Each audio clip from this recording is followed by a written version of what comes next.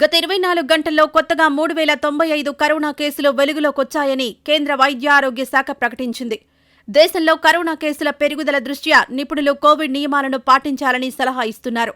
బయటకు వెళ్లేటప్పుడు తప్పనిసరిగా మాస్కులు ధరించాలని, కరోనా లక్షణాలు కనిపిస్తే కోవిడ్ పరీక్ష చేయించుకోవాలని సూచించారు. తాజాగా పరీక్షలు పెరిగినందున కరోనా కేసులు పెరిగాయి. మంచి విషయం ఏమిటంటే వస్తున్న కేసులు అంత సీరియస్ కావు. కానీ ఇళ్లలోనే ఉండడంతో ప్రజలు కోలుకుంటున్నారని తెలిపారు. అసలు కొత్త వేరియంట్ ఎలాంటి ప్రభావం చూపనుందనేది ఇప్పుడు చూద్దాం. దేశంలో మొదటి, రెండవ వేవ్ సమయంలో ఆక్సిజన్ కొరత ఉండేది. ఆస్పత్రుల్లో చేరే రోగులకు అవసరం ఉండేది. కానీ ఇప్పుడు అలాంటి పరిస్థితి లేదని నిపుణులు చెప్తున్నారు. ఈ వైరల్ మరియు కొత్త వేరియంట్ మన ఊపిరితిత్తులను పెద్దగా ప్రభావితం చేయదు. అయితే పొడిదగ్గు సమస్య చాలా కాలంగా రోగులలో కనిపిస్తోంది. ఇప్పటికే కొన్ని తీవ్రమైన అనారోగ్యాలతో బాధపడుతున్న రోగులు ఈ వేరియంట్ వల్ల ప్రమాదంలో పడవచ్చని నిపుణులంటున్నారు. అలాంటి వారు మరింత జాగ్రత్తగా ఉండాలి. అదే సమయంలో ఊపిరితిత్తుల వ్యాధితో బాధపడుతున్న వ్యక్తులు ఈ రూపాంతరం వైరల్తో చాలా జాగ్రత్తగా ఉండాలి. డాక్టర్ అరవింద్ మాట్లాడుతూ, ఊపిరితిత్తుల వ్యాధితో బాధపడుతున్న వ్యక్తులు కనీసం ఇంటి నుండి బయటకు రావాల్సిన అవసరం ఉంటుంది. రద్దీగా ఉండే ప్రదేశాలకు వెళ్లడం మానుకోండి. చాలా అవసరమైతే తప్ప ఇంటి నుండి బయటకు వెళ్లే సమయంలో తప్పనిసరిగా మాస్క్ ధరించాలని సూచించారు. XBB 1.16 వేరియంట్ తేలికపాటిది. దీనితో బాధపడుతున్న రోగులు మరింత తీవ్రమైన పరిస్థితిలో కనిపించడం లేదు. ఈ వేరియంట్ సోకిన వారు చాలా అరుదుగా ఆస్పత్రికి వెళ్లవలసి ఉంటుంది. చాలా మంది పేషెంట్లు ఇంట్లోనే ఉంటూ కోలుకుంటున్నారు.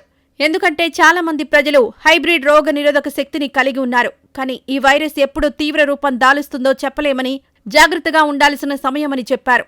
దేశ రాజధానిలో 48% కరోనా కేసుల్లో XBB 1.16 వేరియంట్ కనుగొనబడిందని ఢిల్లీ ముఖ్యమంత్రి అరవింద్ కేజ్రీవాల్ తెలిపారు. ఈ వేరియంట్ అసలు తీవ్రమైంది కాదని, దీంతో బాధపడుతున్న వ్యక్తులు ఆస్పత్రిలో చేరాల్సిన అవసరం లేదని ఆయనన్నారు. దేశంలో 3095 కొత్త కేసులు నమోదయ్యాయి. ఈ ఏడాది 2023లో 24 గంటల్లో నమోదైన అత్యధిక కేసులు ఇవే. రికవరీ రేటు 98.78%గా, మరణాలు 1.19%గా ఉన్నాయని పేర్కొన్నారు. దేశవ్యాప్తంగా ఇప్పటి వరకు 220.65 కోట్ల వ్యాక్సిన్ డోసులు పంపిణీ చేశామని కేంద్ర వైద్య ఆరోగ్య శాఖ వెల్లడించింది.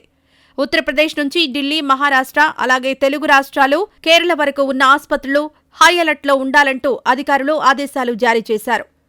పోస్ట్ కోవిడ్ సిండ్రోమ్ లేదా దీర్ఘకాలిక కరోనా వల్ల చాలా మందిపై దీర్ఘకాలిక అనారోగ్య ప్రభావాలు ఉంటాయి. ఈ ప్రభావాలు ఎంతకాలం కొనసాగుతాయో మనకు తెలియదు. ఈ కోవిడ్ పోస్ట్ సిండ్రోమ్ గురించి మరింత లోతుగా అర్థం చేసుకోవడానికి కేసుపై స్టడీ కూడా చేస్తున్నారు.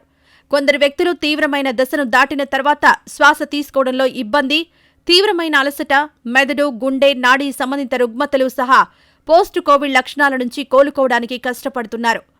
ఊపిరి తీసుకోవడంలో ఇబ్బందులు, కళ్లు తిరగడం, స్పృహ తప్పడం లాంటి సమస్యలున్నాయి. చాలా మందికి రుచి కూడా తెలియడం లేదు. గొంతులో నొప్పి కూడా అలాగే ఉంటుంది. ఒక రోగిలో కరోనా ఇన్ఫెక్షన్ ఎంత ఎక్కువగా ఉంటే కోలుకున్న తర్వాత వారిలో అన్ని ఎక్కువ లక్షణాలు కనిపిస్తాయి. వీరిలో చాలా మందికి బెడ్ మీద నుంచి లేచి బాత్రూంకు కూడా వెళ్లలేనంత బలహీనంగా ఉన్నట్లు అనిపించవచ్చు.